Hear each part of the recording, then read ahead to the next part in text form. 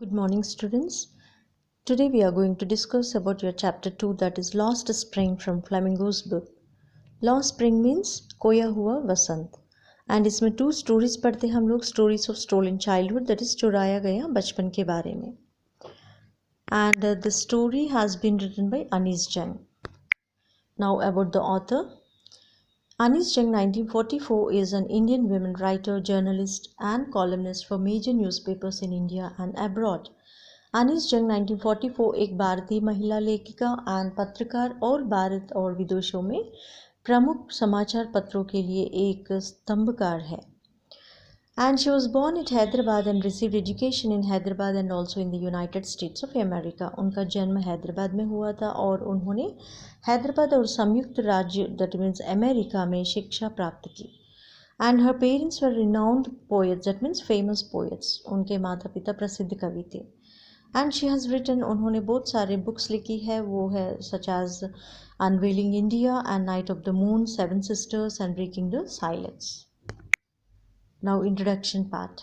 The story Last Spring deals with the deplorable condition of poor children who get forced to miss the simple joyful moments of childhood because of their socio-economic conditions. And these children not even given the opportunity of schooling and are compelled to start working early in life. The author Anis Jung strives hard to eliminate child labor through her book. She propagates the education of children and enforcement of strict laws against child labor by the government. The message is put to an end to child exploitation and let all children enjoy the days of the spring and joy.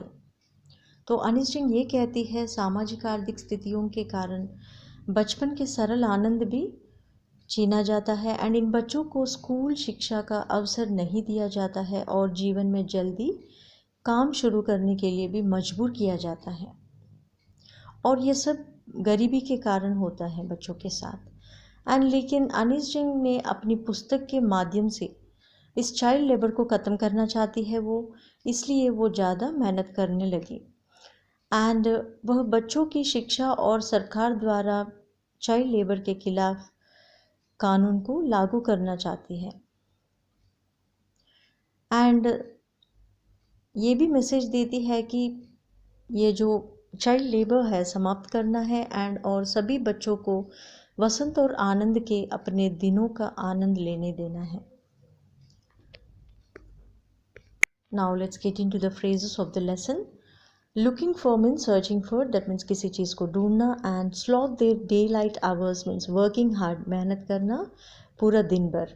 Roof over his head means shelter of the house, that means house का घर का छत.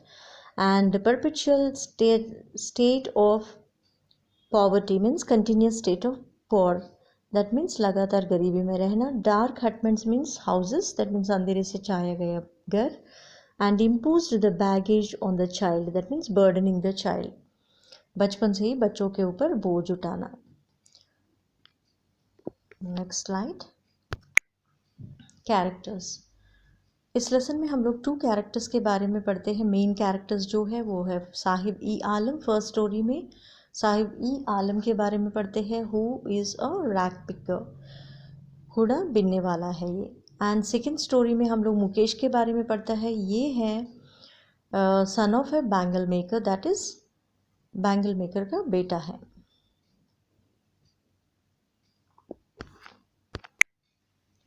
Now let's get into the summary. Sometimes I find a rupee in the garbage. The first part talks about the writer's impression about the life of the unfortunate rag pickers. The rag pickers migrate from Dhaka and find a settlement in Simapuri. They end up losing their fields and homes due to storms. Then they come to the big city to find a living but are poor. The author then watches Sahib, the rag picker, every morning, who is always scrounging for gold in her neighborhood. Garbage is actually the means of survival for the elders and it is something wrapped in wonder of the children. तो साहिब कहता है कि कभी कभी मुझे कचरे में 1 रुपये मिल जाता है. एंड फर्स्ट पार्ट में अनफॉर्चुनेट थिंग्स के बारे में जो कूड़ा बिनने वालों के साथ जो होता है वो हम लोगों को अनीस जंग बताती है. तो उनके जीवन के बारे में ये बताती है कि कचरे बिनने वाले ढाका से पलायन करते हैं और सीमापुरी में बस जाते हैं। एंड वे तूफान के कारण अपने खेतों और घरों को खो देते हैं। That's why they came and settled in the Seemapuri.